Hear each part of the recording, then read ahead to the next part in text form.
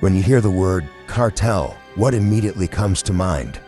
You probably picture clandestine operations deep in remote jungles, violent figures armed to the teeth, or perhaps scenes from movies where danger is physical and visceral. We have been conditioned to believe that history's greatest villains operate in the shadows of the underworld, far from the eyes of civilized society. But what if I told you that you have been deceived? What if the greatest heist in modern history wasn't committed by masked men breaking into a vault, but by highly successful executives sipping expensive champagne in glass offices at the top of skyscrapers in London and New York? What you are about to discover might surprise you and completely change the way you look at the money in your wallet. We are about to enter the invisible empire, a place where weapons don't fire bullets, but interest rates. In this world, violence isn't physical. It is financial, and the victim is silent. I am talking about a scheme so vast, so audacious, and yet so elegant that for years it operated in plain sight without anyone realizing the gravity of what was happening. Unlike common criminals, this group didn't need to hide from the police in secret bunkers. They wore bespoke Italian suits who exchanged discreet emails and frequented the world's most exclusive restaurants, all while manipulating the very foundation of the global economy. Here lies the master question that should echo in your mind throughout this video. If organized crime controls the streets, who controls the price of money worldwide? Think about the last time you needed a loan, or when you looked at your credit card bill and felt a shock at the interest rates. Have you ever experienced this? That sinking feeling that no matter how hard you work, the system seems designed to take just a little bit more than you can offer. Well, that feeling isn't paranoia. There's a hidden gear that drives all of this. The name of that gear is LIBOR. To most people, this acronym sounds like just another boring technical term from the financial market, something buried in the fine print of contracts that no one reads. But the truth is that LIBOR was the beating heart of the financial system, the rate that defined the cost of mortgage, student loans, and corporate debt across the entire planet.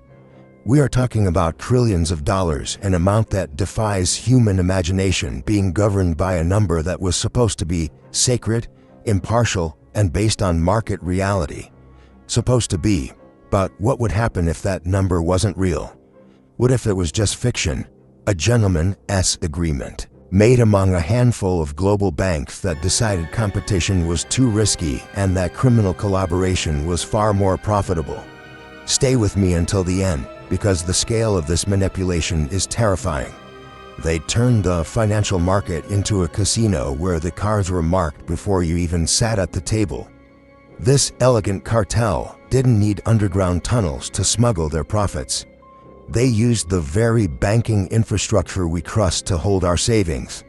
They rigged the world's reference rate not to save the economy, but often to guarantee their year-end bonuses or to hide the fragility of their own institutions. While the world believed the market regulated itself, a select group decided, through casual messages and promises of favors, how much the world would pay for money. It is a story of unbridled greed, arrogance, and a betrayal of public trust on a scale never seen before. But to understand how this house of cards, built on lies and manipulation, began to rise, we need to go back a bit and understand how the system worked before it was corrupted, and how the tool designed to guarantee global stability became the weapon for the perfect crime. It is a realization that can make anyone feel small, isn't it? Knowing that while we worry about balancing our monthly budgets, there are invisible forces deciding the rules of the game behind closed doors. If this subject stirs something in you, whether it's indignation, curiosity, or just a deep desire to understand the truth, I invite you to leave a comment below. Have you ever felt that the financial system was working against you, or that the odds were stacked? Share your perspective, because this isn't just a monologue. It's a conversation we need to have, and hearing your voice makes this community stronger. And because stories like this are often buried by the noise of the mainstream news cycle, your support is crucial in bringing them to light. If you believe this kind of investigative storytelling matters, please hit the like button. It might seem like a small gesture to you, But it is the most powerful way to tell the algorithm that this message needs to be heard by more people who are still in the dark. If you haven't already, consider subscribing to join us on this journey. Your participation is truly the engine that drives this channel and allows us to dig deeper into mysteries that others choose to ignore. We are building something important here, together. Now, with that established, let's not lose focus. To understand exactly how a group of bankers managed to pull this off right under the nose of regulators, we need to look at the very moment the trap was set. Now, I want to go even deeper into this subject, peeling back the layers of complexity to reveal the raw, mechanical heart of this beast. To truly understand the magnitude of the theft, we have to stop looking at the bankers for a moment and look at the tool they weaponized. We need to talk about what LIBOR actually was, not as an acronym, but as a force of nature that governed the financial climate of the entire planet. It stands for the London Interbank Offered Rate, a name so dry and bureaucratic it almost seems designed to make you lose interest. And that was part of its honor. Boring things are rarely scrutinized. But behind that dull exterior lay the single most important number in the world. Imagine for a second that you are walking into a vast, dimly lit room where the machinery of the global economy is kept. You might expect to see thousands of gears, supercomputers flashing wild algorithms, or a chaotic floor of traders screaming orders. But instead, you find something far more unsettling in its simplicity. You find a small group of men, representing a panel of the world's most powerful banks, simply answering a question. That's it. That was the mechanism. Every morning at 11 a.m. London time, this backstage ritual took place. The question was hypothetical, almost philosophical in its vagueness. At what rate could you borrow funds? Were you to do so by asking for and then accepting interbank offers in a reasonable market size just prior to 11 a.m.?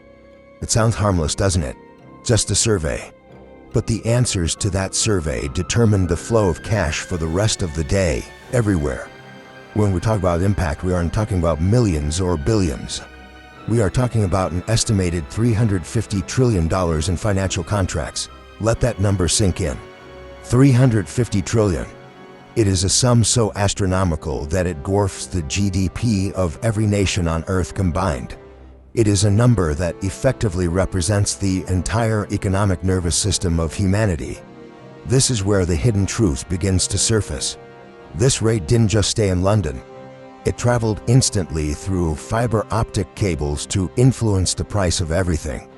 If you are a small business owner in Ohio taking out a loan to expand your bakery, the interest rate you pay was likely tied to LIBOR. If you are a city government in Brazil trying to finance a new hospital, your debt was tethered to LIBOR. Even the US government's student loans were linked to it. It was the universal thermometer for the health of the banking system. If the rate was low, the system was healthy and money was flowing. If it spiked, the system was sick, scared, and hoarding cash. It was the baseline against which all other risks were measured. The transformation of this rate from the useful benchmark into a weapon of mass financial destruction didn't happen overnight. It started with the very design of the system. You see, unlike a stock price, which is determined by actual buyers and sellers trading real shares, LIBOR wasn't based on real transactions. It was based on estimates. It was based on what these bankers said they would pay, not what they actually paid. It was a system built entirely on honor. A gentleman's agreement, an industry that had long since abandoned the concept of being gentle. Think about the mindset required to operate in this space. You are asking the most competitive, profit-driven, and ruthless institutions in history to self-regulate. You are asking them to be honest about their own financial health, even when admitting weakness could tank their stock price or get them fired. It's like asking a poker player to show you his cards before the betting is finished, and trusting him when he says he has a bad hand. The entire global economy was resting on the assumption that these men would tell the truth, even when lying was infinitely more profitable. As we walk through this journey, it is vital to understand that the victims of this manipulation weren't just other banks. The victims were municipalities, pension funds, and ordinary people who had no idea their financial fate was being decided in a chat room. When these banks made decisions to nudge the rate up or down by a fraction of a percent, the ripple effect was tsunami-like. A 0.01% change might seem negligible to you or me, but when applied to $350 trillion, it moves mountains of wealth. It shifts money from the pockets of borrowers, cities, students, homeowners, directly into the coffers of the banks. The brilliance of the scheme was in its subtlety. They didn't need to steal the money directly from your account. They just needed to change the rules of the game slightly, day by day, so that the math always worked out in their favor. It was the perfect crime because there was no broken window, no alarm tripping, and no getaway car. The crime scene was a spreadsheet and the weapon was a decimal point. But here is the most disturbing part of these revelations. For a long time, the regulators, the watchdogs, and the governments knew that the system was flawed. They knew it was based on estimates rather than hard data. Yet, they let it continue. Why? Because the system was too big to change, and the illusion of stability was more important than the truth. They needed a number that everyone agreed on, a single version of the truth, to keep the markets calm. And so the lie became the foundation. We are standing now at the precipice of the scandal itself. We have the motive, greed and survival. We have the weapon, a subjective, easily manipulated rate that controlled the world. And we have the opportunity, a lack of oversight, and a culture of collusion. But how exactly did they do it? How did traders at different banks coordinate their lies without getting caught for so long? The specifics of their communication, the casual arrogance of their emails, and the brazen nature of their requests are what truly expose the rot at the core of the system. If you are following this thread and realizing just how fragile the financial reality we live in actually is, drop a comment below with the phrase, "I see the strings." It's a small way to acknowledge that you are waking up to how the game is really played. Now I want to go even deeper into this subject, stepping past the mechanics of the rate itself and walking directly onto the trading floor where the actual crime took place. We need to dismantle the image you might have of a criminal conspiracy. Forget the shadowy meetings in parking garages or the hushed tones of gangsters fearing a wiretap. The elegant conspiracy, as I like to call it, didn't operate in the dark. It operated under the fluorescent lights of the world's most prestigious office buildings, amidst the hum of servers and the clatter of keyboards. It was a crime scene that looked exactly like a legitimate business operation, and that is precisely what made it so dangerous. The transformation of the banking sector from a service industry into a predatory ecosystem relied heavily on a shift in mindset. For these traders, manipulating the global economy wasn't seen as an act of villainy. It was treated as a productivity hack. It was simply another lever they could pull to maximize efficiency and profit. The manipulation didn't involve violence or threats. There were no broken legs or horses' heads in beds. Instead, there was a calculated choreography of digital messages, instant chats, and emails that were terrifyingly casual. Imagine a trader at a bank like Barclays or JP Morgan sitting at his desk, staring at a position that is currently losing money. He knows that if a LIBOR rate drops by just 0.01%, a single basis point, his portfolio swings from red to green, and his bonus is secured. In a fair market, he would have to accept the loss or trade his way out of it. But in this invisible empire, he has a shortcut. He opens a chat window and messages a contact at another bank, supposedly a competitor. The message doesn't read like a criminal order. It reads like a favor between college buddies. "Hey mate, can you keep the rate low for me today? I'll owe you a Bollinger, a bottle of champagne." That was the price of integrity in the global financial system. A bottle of champagne in exchange for skewing the interest rates that affect millions of mortgages and loans worldwide. This is the hidden truth that is so hard to digest, the banality of the corruption. These were decisions made between sips of coffee and bites of sushi. The logs that were later recovered by investigators are filled with this kind of banter. "For you anything?" One trader replies. "I'm huge in this, help me out," says another. It was a scratch my back, I'll scratch yours dynamic that turned the bedrock of capitalism into a rigged game. It was a fraternity of thieves who wore white collars and believed they were untouchable because they were the ones writing the rules. The impact of these tiny adjustments cannot be overstated. You might wonder, what difference does 0.01% make? In your personal savings account, practically nothing. But when applied to the mountain of derivatives and contracts these banks held trillions of dollars in exposure, that fraction of a percent translated into millions of dollars in instant profit for the bank, or conversely saved them from millions in losses. It was alchemy. They were creating value out of thin air, stealing slivers of wealth from everyone else in the system to pad their own bottom lines. And because the theft was spread out across the entire global economy, no single victim felt the sting sharp enough to scream. It was the perfect parasitic relationship. The host didn't even know it was being bled. We have to look at the bastidors, the backstage of how banks like Barclays, UBS, RBS, and JP Morgan functioned during this era. They formed an ecosystem of influence that mimicked the structure of a mafia families, but with one crucial difference. They were legal entities. They had HR departments, compliance officers, and mission statements about integrity. Yet, the culture on the floor was one of absolute moral flexibility. If you weren't cheating, you weren't trying. If you weren't leveraging your contacts at other banks to fix the rate, you were leaving money on the table. The journey of a young trader entering this world was a masterclass in normalizing deviance.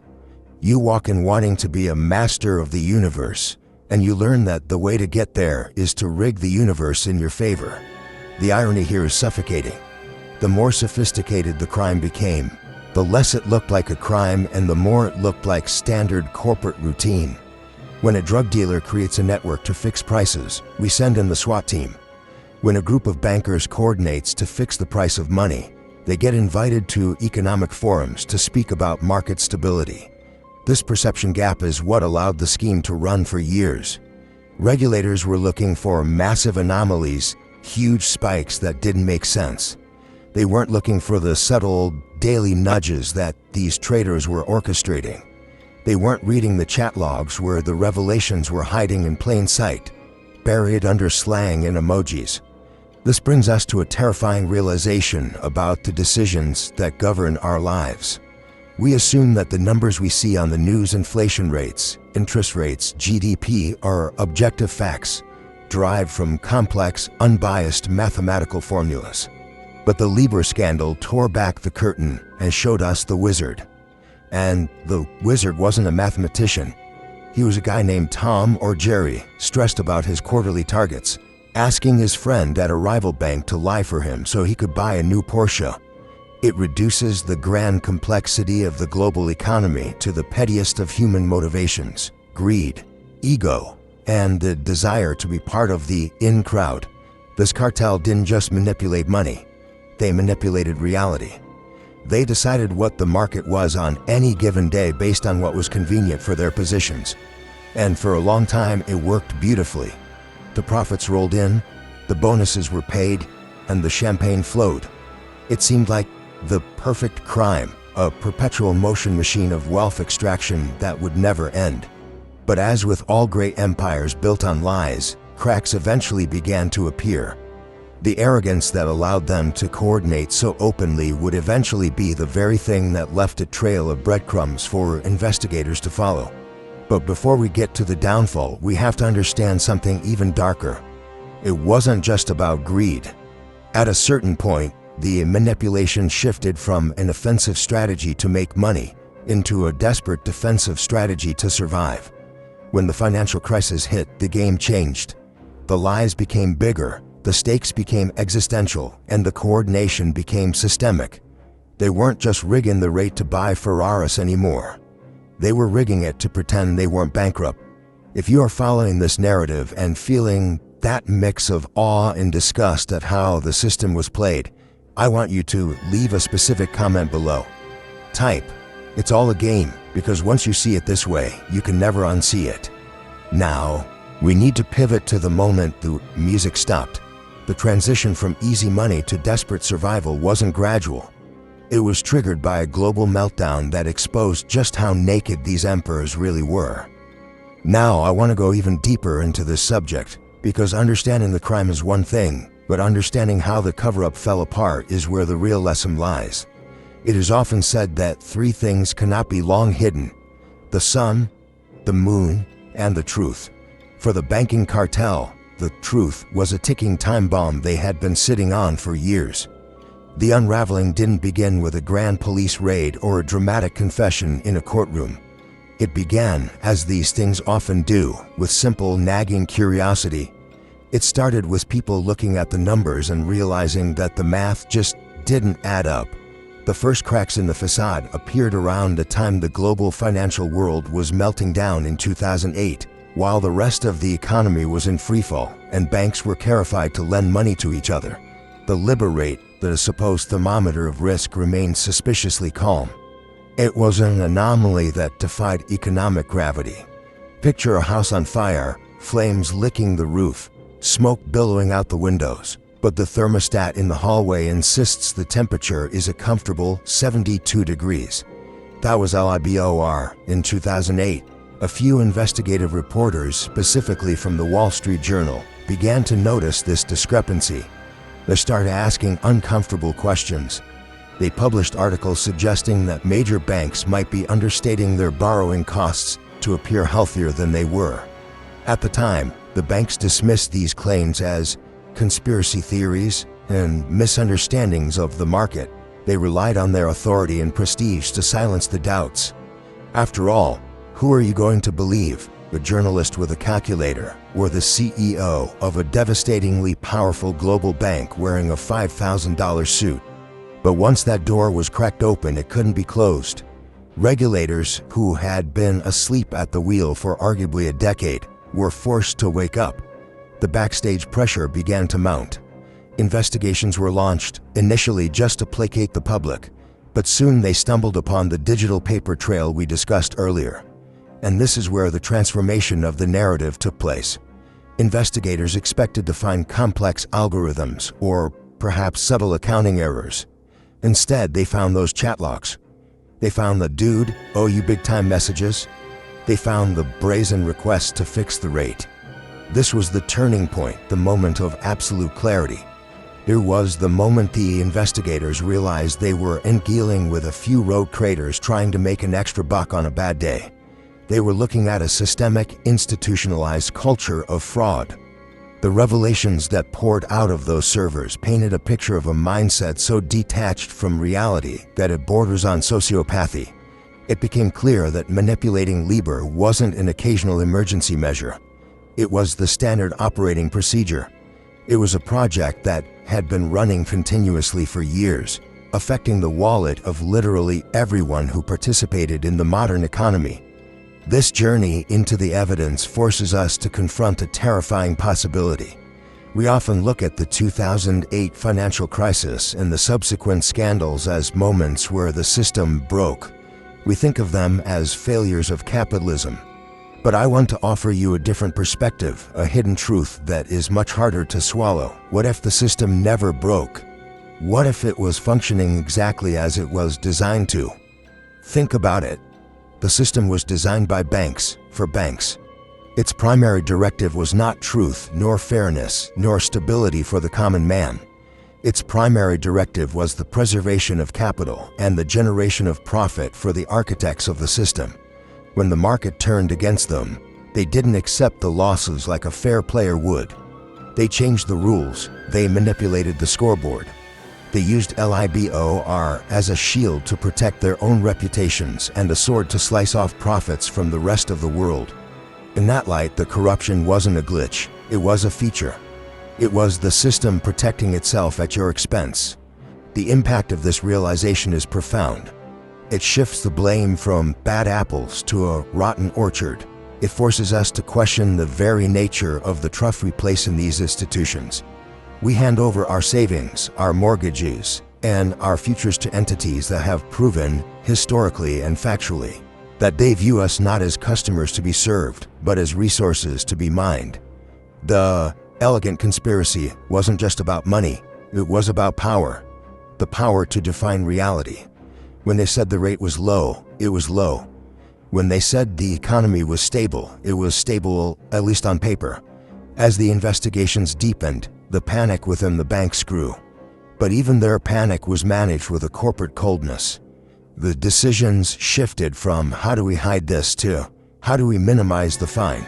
They knew the game was up, but they also calculated that the penalties would be just a cost of doing business, a tax on their theft rather than a punishment for it. They were betting that they were too big to jail, and history would largely prove them right. This brings us to a precipice. We have seen the crime, we have seen the mechanism, and we have seen the cover-up crumble. But what happens when the dust settles? What happens when the public finally sees the wizard behind the curtain? You might expect a revolution, or at least a total overhaul of the system. But reality is often more disappointing and more complex. The fall of the LIBOR Cartel didn't end the game. It just forced the players to change their strategy. We are about to walk into the aftermath, the phase where justice is supposedly served. But as you will see, justice in the world of high finance looks very different from justice on the streets. It is a world where billions of dollars in fines are paid without anyone admitting guilt, and where the architects of the fraud retire to their yachts while the public is left with the bill. If this perspective on the system working as planned resonates with you, and you feel that shift in how you view the financial news, drop a comment below. Just right, the mask is off. It's a powerful way to say that you see the reality beneath the surface. Now, I want to take you into the courtroom, or rather, the settlement rooms, where the final act of this tragedy played out, and show you exactly what the price of betraying the world really is. Now, I want to go even deeper into this subject, because if we stop at the scandal itself, we miss the most crucial lesson this entire saga has to offer. We need to talk about the aftermath, the so-called justice that followed, and what it reveals about the true nature of the world we live in. When the investigations concluded, the headlines were splashed with astronomical numbers. Banks were hit with fines totaling roughly $9 billion. On the surface, that sounds like a staggering victory for the rule of law. $9 billion is more money than most people can comprehend. It's enough to fund entire countries. But here is the hidden truth that the newspapers didn't emphasize. For these institutions, $9 billion was not a death blow. It wasn't even a crippling injury. It was, effectively, a parking ticket. To understand the impact of this, you have to look at the balance sheets. During the years the cartel was operating at full steam, the profits generated from manipulating the LIBOR rate and the associated derivatives market likely dwarfed the fines they eventually paid. It's a simple calculation, a cold, hard equation that drives the mindset of modern corporate crime. If the profit from the crime is $50 billion, and the fine for getting caught is $9 billion, then the crime is not a mistake, it is a highly profitable business strategy. The fines were simply absorbed as an operational expense, a cost of doing business, just like paying for electricity or office supplies. And what about the people responsible? In a just world, you would expect to see a parade of CEOs and top executives in handcuffs, trading their Italian suits for prison jumpsuits. But the journey through the legal aftermath reveals a starkly different reality. While a few mid-level traders, the foot soldiers of the operation, were thrown to the wolves and sent to prison to satisfy the public need for a scapegoat, the architects of the scheme remained untouched. The men who created the culture, who pressured the traders to make the numbers work, and who collected the biggest bonuses from the fraudulent profits, walked away. Many of them retired with their fortunes intact. Others simply moved to different firms, their reputations slightly bruised but their bank accounts overflowing. This brings us to a structural revelation that is uncomfortable to admit. The system is designed to absorb the cost of the crime, but never the responsibility. The institutions involved didn't just survive. Many of them are larger and more powerful today than they were before the scandal. They swallowed up smaller competitors, consolidated their grip on the market, and continued to dominate the global economy. This resilience suggests that the corruption wasn't a cancer attacking the body of capitalism. It was the blood pumping through its veins. The message sent to the financial world was clear. You can rig the game, you can defraud the entire planet, and as long as you can cut a check when you get caught, you will remain a pillar of society. This is where the transformation of our understanding needs to happen. We tend to think of cartels as relics of the past, or as criminal organizations dealing in illicit substances.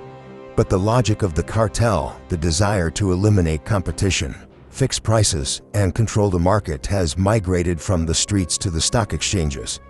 It has been refined, sanitized, and legalized.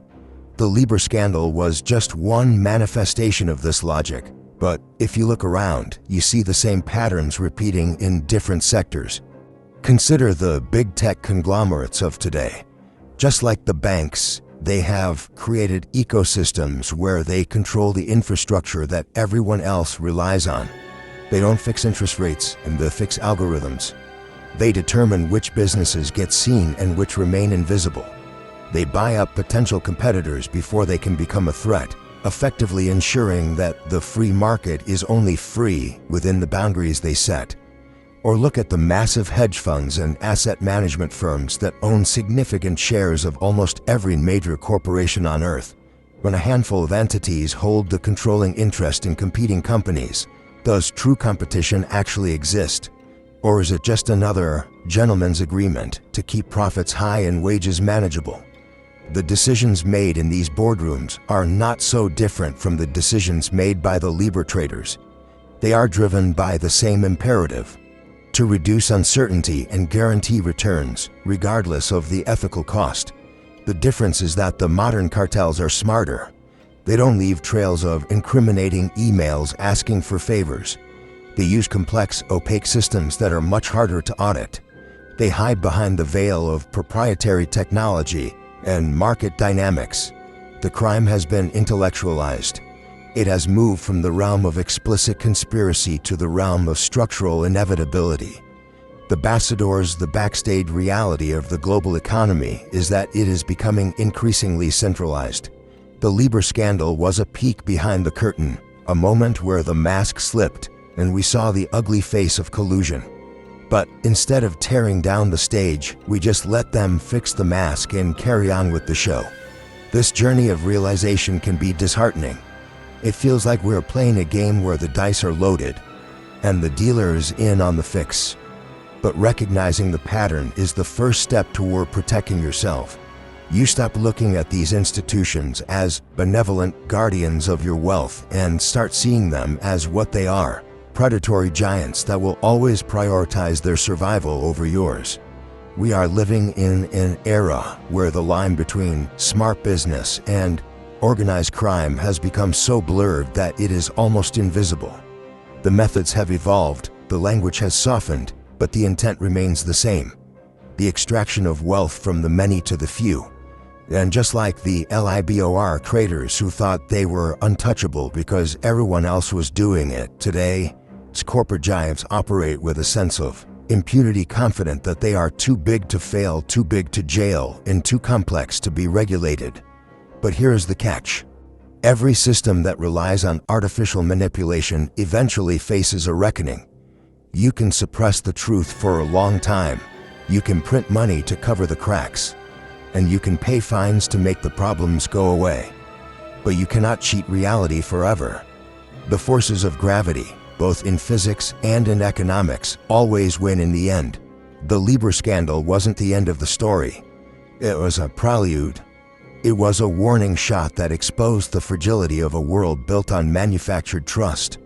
As we move forward, we need to ask ourselves, if the heart of the financial system could be rigged for decades without anyone noticing, what else is being manipulated right now? What other rates, indexes, or algorithms are governing our lives based on lies? The answers might be closer than you think. We are walking through a minefield of illusions, and the only way to navigate it is to question everything, to demand transparency, and to refuse to accept it's too complicated to explain as an answer.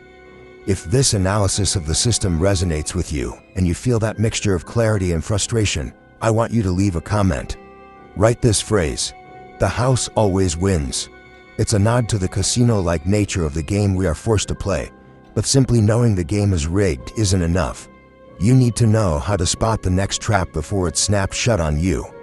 Because while the banks were busy paying their fines, they're already building the next mechanism of control, one that is even more pervasive than interest rates.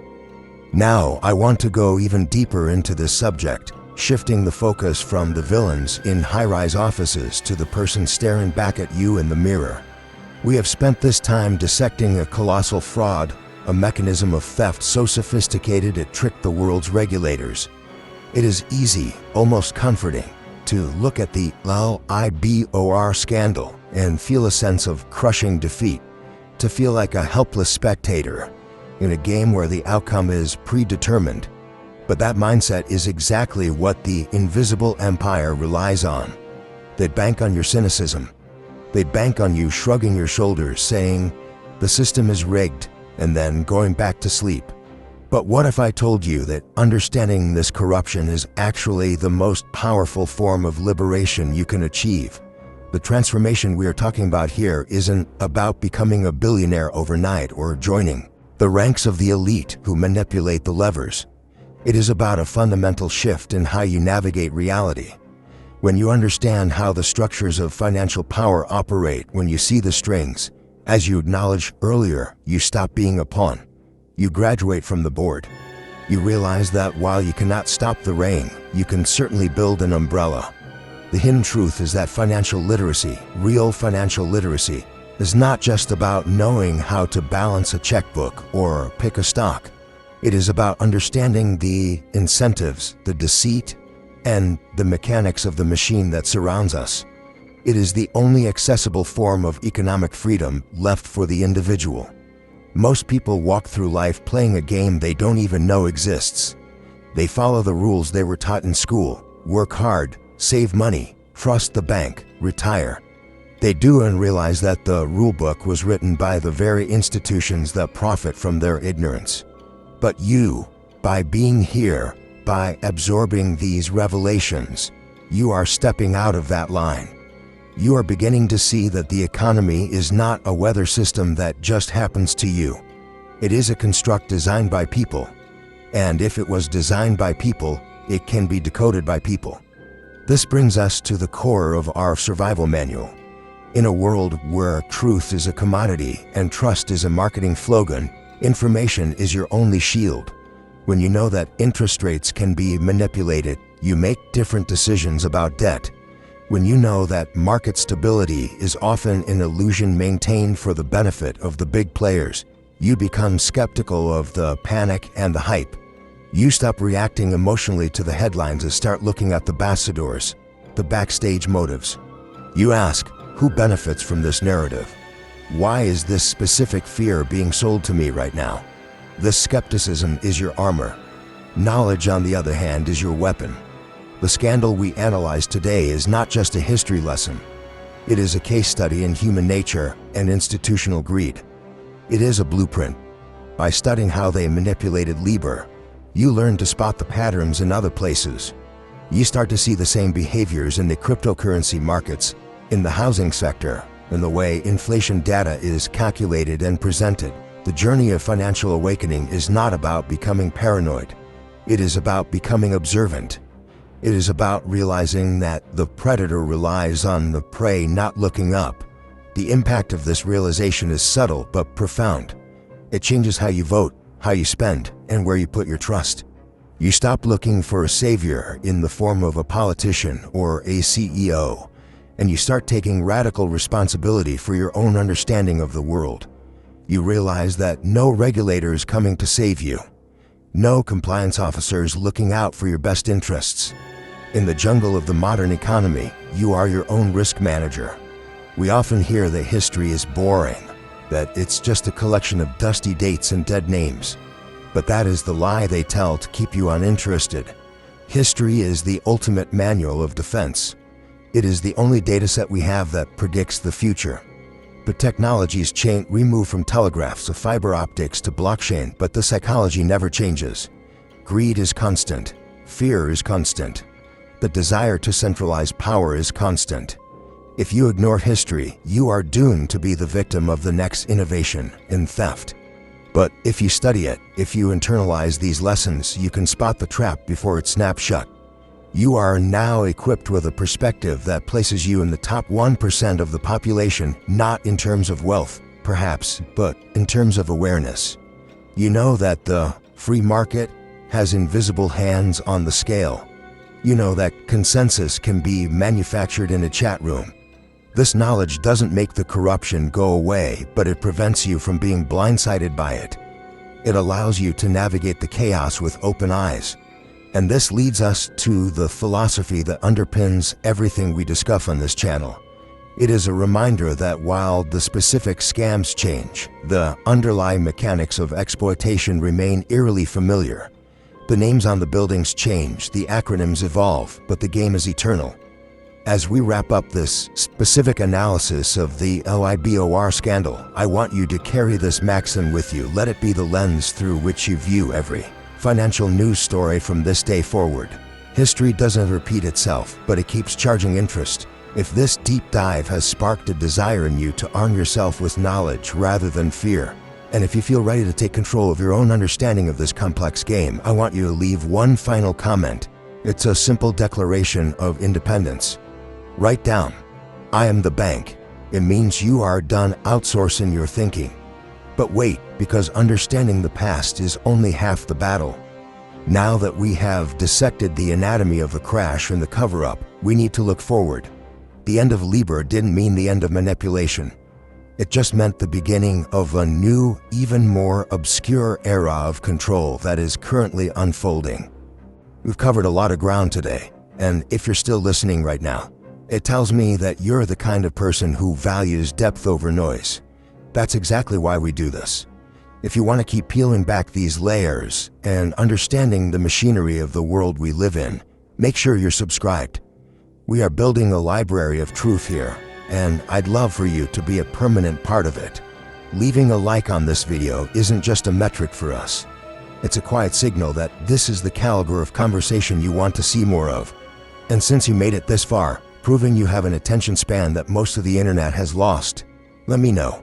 Drop a comment saying, "History pays." I read every single one, and I'll be looking for your name down there. Now, the story doesn't really stop here. There's another piece of the puzzle that complements what we just discussed, explaining how these same mechanics are being applied in a different sector right now. It's waiting for you in this video right here on the screen. Click there, and let's keep this conversation going.